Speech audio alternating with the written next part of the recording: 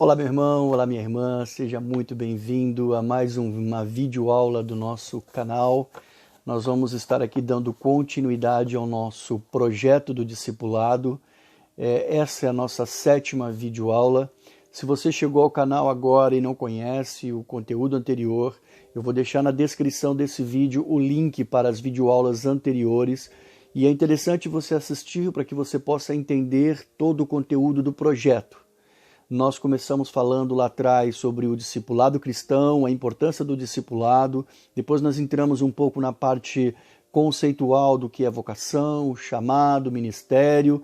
E aí nós entramos na parte do estudo bíblico. Fizemos um rápido overview sobre o livro do Gênesis e a introdução do livro do Êxodo, chegando até o capítulo 19, onde é o cerne do nosso estudo bíblico.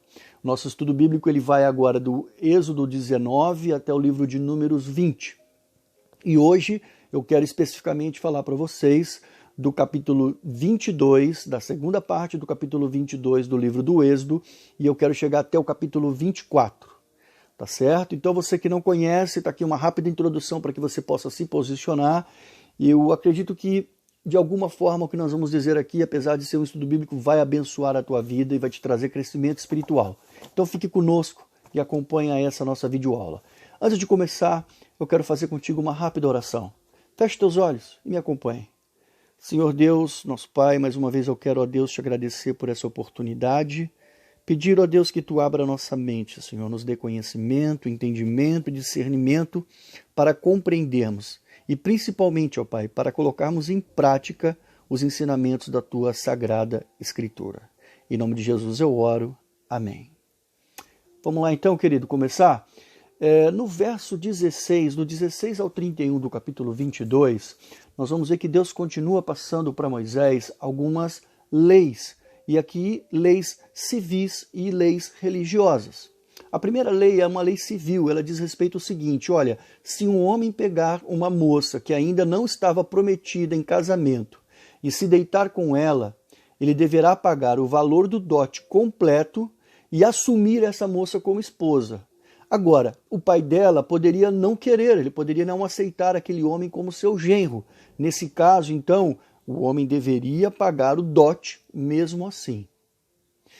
Agora nós vamos entrar em algumas leis religiosas que Deus deixa claro. Deus, por exemplo, deixa claro como pena de morte a feitiçaria, a pedofilia. A pedofilia, para quem não sabe, é a prática de atos sexuais com animais.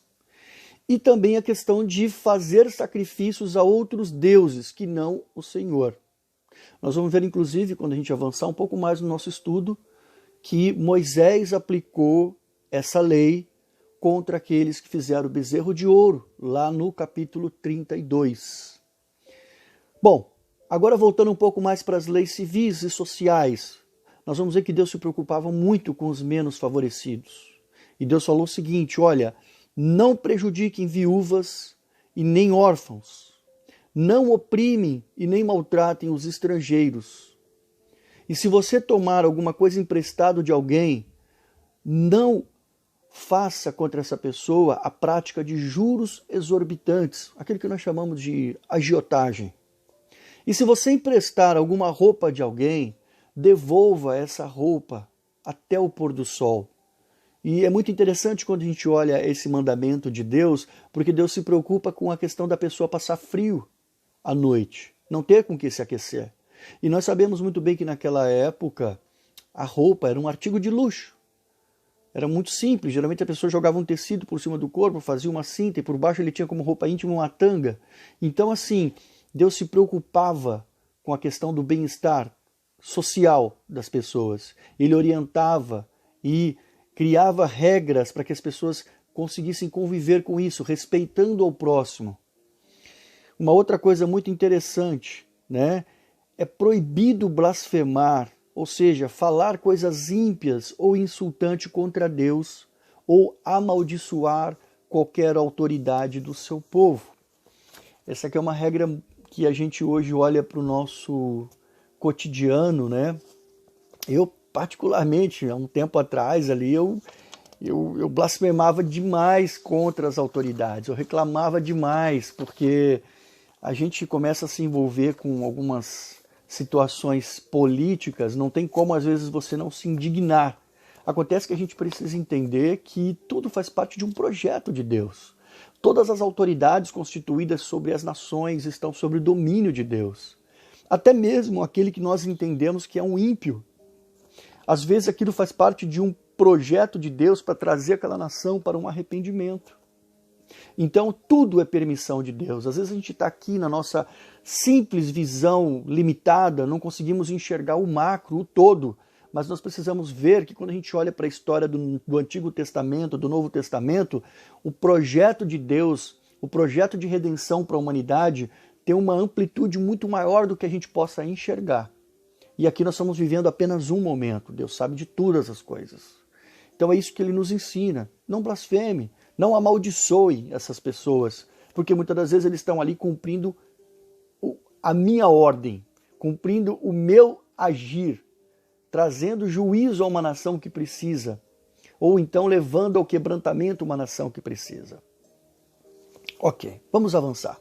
Deus fala também que em determinados tempos nós deveríamos levar, o povo deveria levar para ele as suas primícias, as ofertas de colheitas, cereais, vinho, azeite. E eu não quero entrar muito nesse mérito, porque nós vamos voltar a falar sobre ofertas, sacrifícios, numa videoaula específica. Então eu vou passar um pouco rápido por isso. Mas eu só quero citar aqui que existe uma parte de um versículo que fala sobre a questão do primogênito, e que nós então, da consagração do primogênito, e nós já falamos sobre isso nos vídeos anteriores, quando o povo saiu do Egito. Foi uma das primeiras ordens lá que Deus deu a Moisés, e Moisés passou ao povo de consagrar a Deus o seu primogênito, o seu filho macho primogênito. Bom, no verso 30, nós vemos também que Deus fala a respeito do holocausto de animais, os animais primogênitos, que deveriam ficar com a mãe 7 dias e no 8º dia, então, ser oferecidos ao Senhor. Mas eu quero fechar esse capítulo 22 com o último versículo, onde Deus diz assim, serei para mim homens santo, não comereis a carne de um animal despedaçado por fera no campo. Nesse caso, a carne deverá ser dada aos cães. O que chama atenção é que aqui novamente Deus sinaliza para o homem o seguinte, olha, eu sou santo, Deus é santo, então eu quero que você também tenha atitudes e comportamentos de santidade. A gente entrando agora no capítulo 23, nós vamos ver que ali o início do verso 1 ao 5 fala sobre exercícios da justiça. E aí eu quero começar falando com você que uma das primeiras coisas que Deus fala ali é sobre a questão do falso testemunho. No falso testemunho, Deus diz o seguinte, olha, não levanteis falso testemunho sobre alguém. Isso, inclusive, é um dos mandamentos que Deus deu lá atrás, quando ele falou dos 10 mandamentos. Só que chama atenção que Deus entra num outro aspecto, que nós também não podemos agir como cúmplices. Às vezes a gente não erra por ação, eu não dou o falso testemunho, mas eu sou conivente com quem faz. Ou seja, eu estou pecando, não só por ação, mas também por omissão. Se eu conheço a verdade, se eu sei que aquilo que está sendo dito não é uma verdade, e eu me calo diante dessa situação, eu estou sendo conivente, eu estou pactuando com aquela situação errada. E aí eu lembro de uma famosa frase de Martin Luther King, que ele dizia, o que me preocupa não é o grito dos maus, mas é o silêncio dos bons. Então Deus já disse isso lá atrás, Martin Luther King só simplesmente traduziu de uma forma bonita de se ouvir, mas é isso que está escrito na Bíblia. Nós não podemos pactuar, não podemos concordar com a questão do falso testemunho. E a gente vai ver que Jesus e os apóstolos foram vítimas de muitas calúnias, na época do Novo Testamento. Então o povo parece que não seguia muito essa questão desse mandamento. E isso é uma coisa que atinge a toda a humanidade, nos dias de hoje, inclusive. Bom, vamos avançar aqui. No segundo verso, Deus entra no aspecto de não tomarmos partido pelo mal, por conta de uma influência da maioria. É aquela situação do Maria vai com as outras, A gente sabe que a situação está errada, mas como você não quer ficar mal com a maioria, você se posiciona a favor da maioria. E aí Deus nos orienta, nós temos que buscar uma postura de retidão, de justiça, por aquilo que é certo. Não simplesmente ir pelo caminho onde a maioria está indo, porque por onde a maioria está indo não necessariamente é o melhor caminho, é o que é correto. Vá pelo que é certo, vá pelo que é justo, independente do que as pessoas falam. E é muito interessante que a gente avance e Deus continua ensinando nesse sentido de justiça social. Não podemos ser injustos, até mesmo quando estamos querendo agir defendendo ou favorecer um necessitado, né? E aí a gente entra naquela situação, não justifica o fato de você fazer alguma coisa errada pensando em fazer um bem. Ou seja, aquela máxima, né? Os fins não justificam os meios, tá certo? Então não adianta você querer ajudar alguém usando a mentira, se valendo da mentira, mesmo que aquela pessoa que vai ser beneficiada esteja realmente precisando financeiramente daquela ajuda. Mas você tem que entender que o seu caráter não pode ser moldado por isso. E Deus continua nos ensinando mais em relação a isso. No versículo 3 ele tem um ensinamento muito interessante.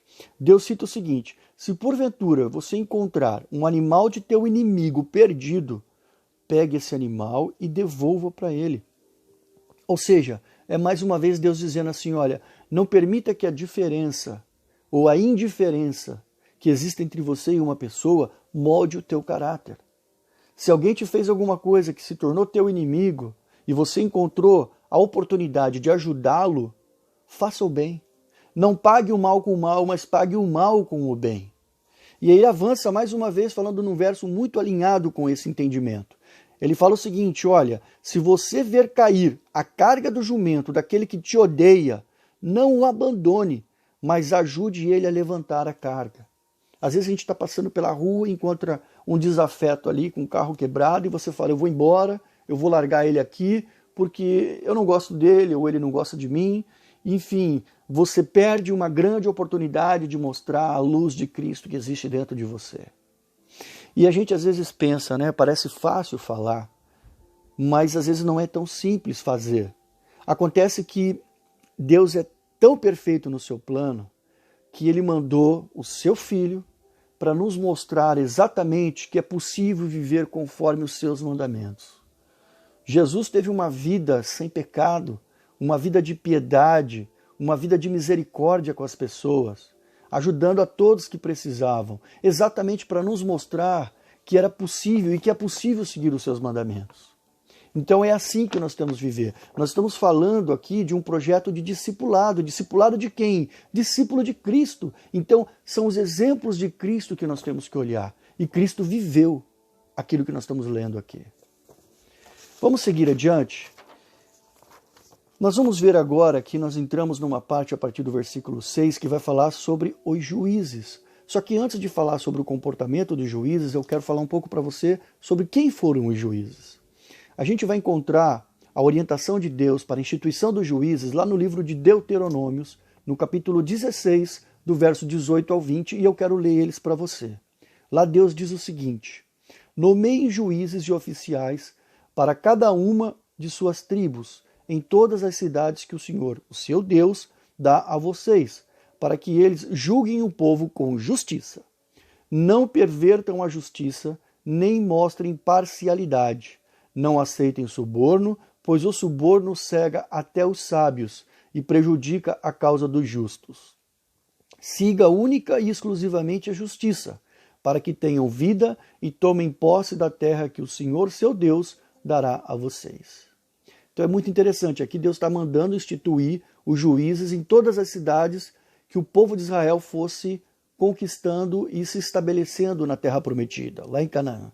E nós vamos ver que o período dos juízes não foi um período curto, não, foi um período relativamente longo. Foram 400 anos que o povo de Israel viveu sobre a orientação dos juízes.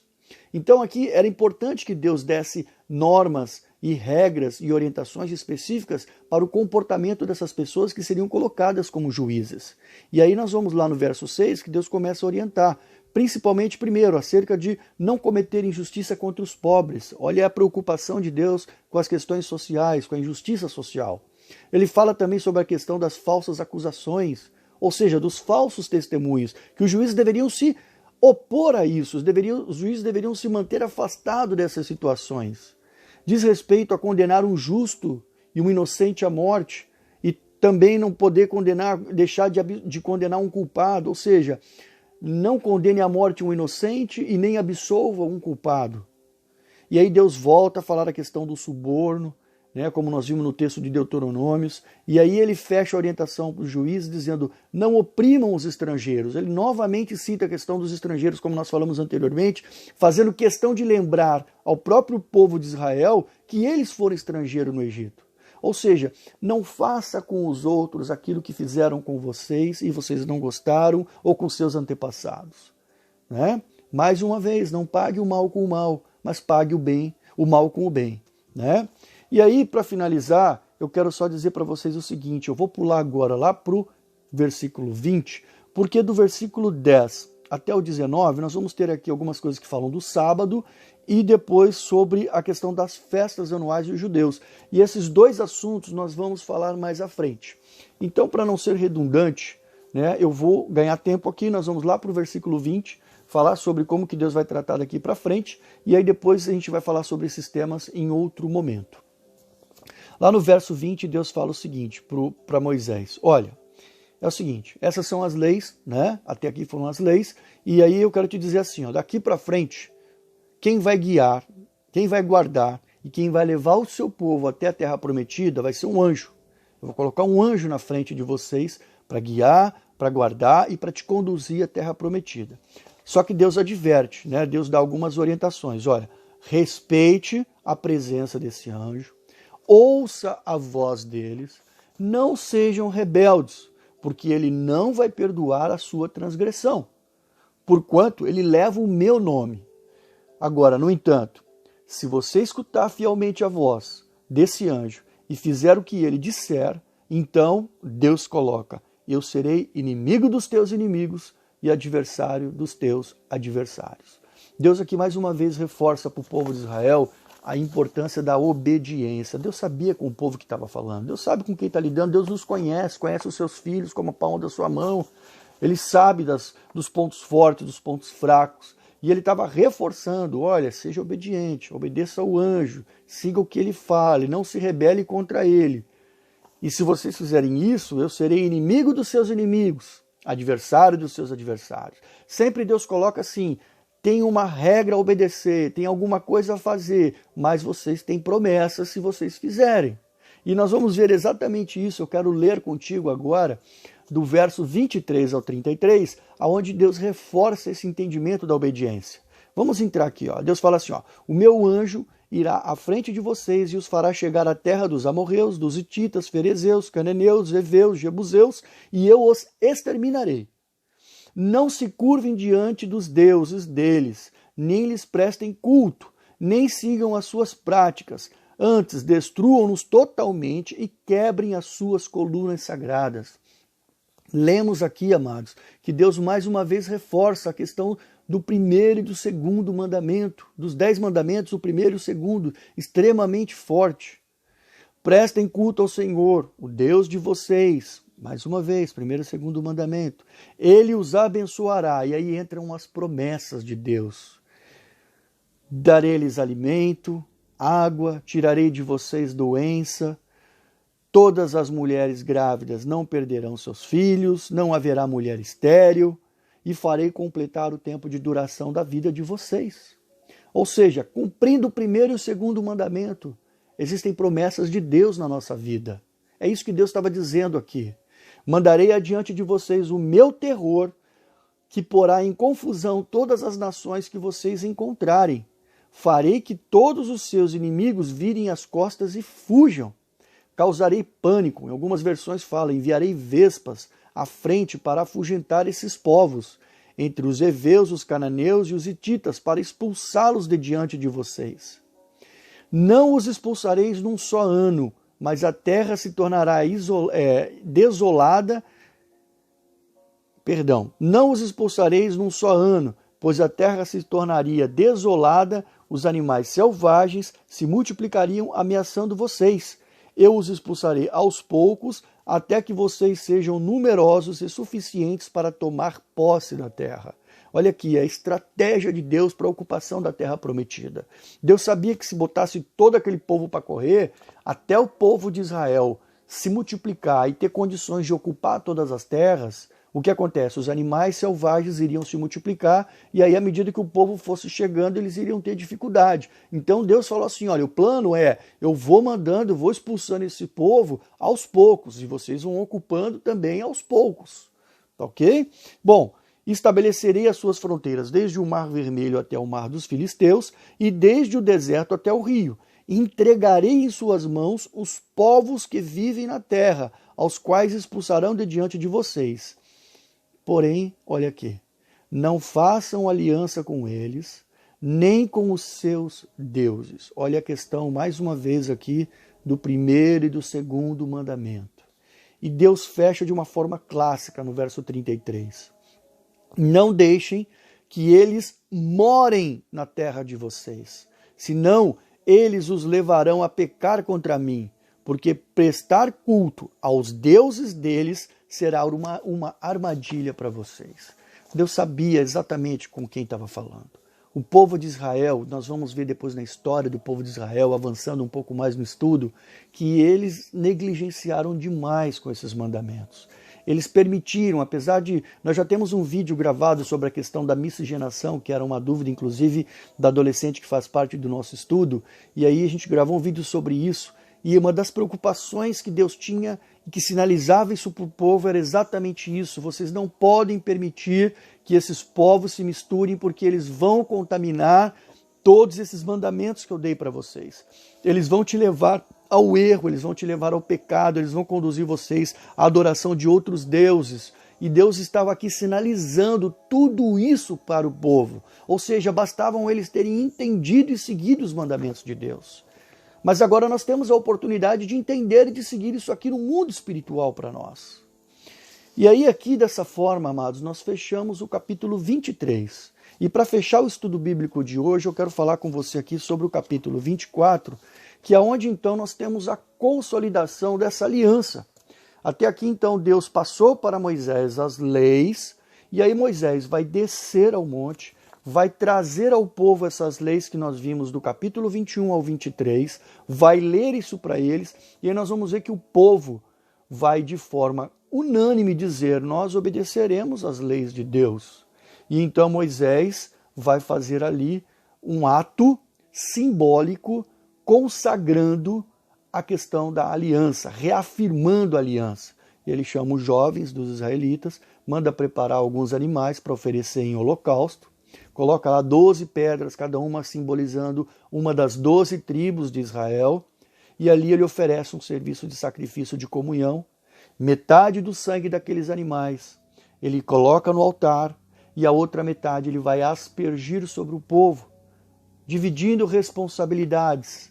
Deus faz a parte dele, nós vamos ter que fazer a nós, meio a meio aqui, tá certo? E isso então, como diz aí no jargão civil, contrato assinado, aliança feita.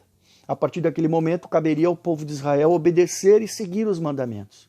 E a Bíblia diz aqui então que Moisés escreve essas leis no que é chamado aqui na Bíblia de livro da aliança, ou seja, ele documenta tudo isso, e aí ele lê isso para o povo, antes de fazer ali a cerimônia de consagração da aliança.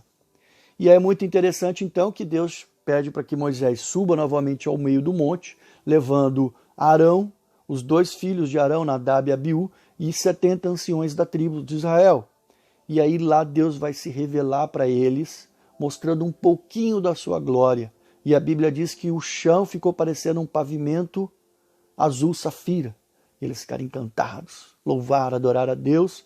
E aí Deus então dá a seguinte ordem, Moisés, sobe só você e o resto do povo desce. E aí Deus vai ficar com Moisés lá em cima no monte, passando para ele as orientações do que nós vamos ver nos próximos capítulos, que seria o quê? A construção do tabernáculo de Moisés. Só que eu quero citar aqui 2 coisas interessantes em relação a isso.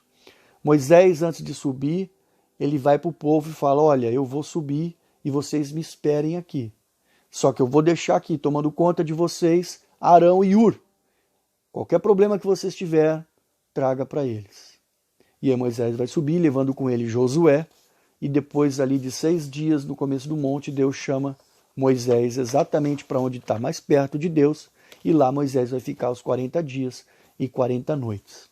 E dessa forma nós fechamos aqui o capítulo 24. Estamos aqui prontos para na próxima videoaula começarmos a falar do capítulo 25. No capítulo 25 nós vamos falar então do tabernáculo de Moisés, começar a falar sobre o tabernáculo. Eu deverei avançar um pouco, falar alguma coisa sobre o 26, o 27, mas eu vou me ater a explicar basicamente a questão do tabernáculo de Moisés, a sua confecção, a importância, o seu significado, para que depois então a gente possa entrar em cada um dos itens que faziam parte do tabernáculo com o seu significado. A gente vai ver que é um texto extremamente rico em simbologia e significado, e vai ser muito interessante esse estudo daqui para frente. Espero que esse material, que esse conteúdo possa ter abençoado a tua vida, que possa te trazer crescimento espiritual, e que se você gostou, você pode compartilhar, você pode curtir e continuar seguindo os nossos próximos vídeos aqui do nosso canal. Que Deus abençoe a sua vida, querido, e até a próxima videoaula.